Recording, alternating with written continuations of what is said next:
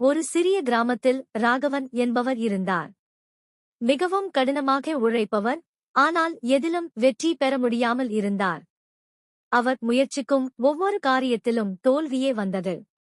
ஒருநாள் தனது ஆசானிடம் சென்றார். ஏன் நான் எதிலும் வெற்றி பெற முடியவில்லை எனக் கேட்டார். ஆசான் ஒரு சிறிய கதையை கூறினார். ஒரு பூனை ஒரு கிணற்றில் விழுந்தது. கயிறு பிடித்து மேலே வர முயன்றது. ஆனால் ஒவ்வொரு முறையும் வழுக்கி கீழே விழுந்தது. ஆனால் அது ஒவ்வொரு முறையும் மீண்டும் முயன்றது. இறுதியாக தனது முழு சக்தியையும் பயன்படுத்தி அது மேலே வந்ததையும் ராகவன் நினைத்தார். பூனைக்கே சோர்வில்லை என்றால் நான் ஏன் முயற்சி முடிவுக்கு கொண்டு போக வேண்டும்? அவர் மீண்டும் முயற்சி செய்யத் தொடங்கினார்.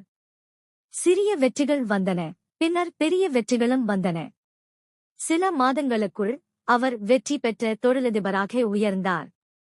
கற்றுக்கொள்ள வேண்டியது, தோல்வி என்பது முடிவு அல்ல, ஒவ்வொரு முயற்சியும் வெற்றிக்கான படிக்கல். முடிவு செய்வது நீங்கள்தான்.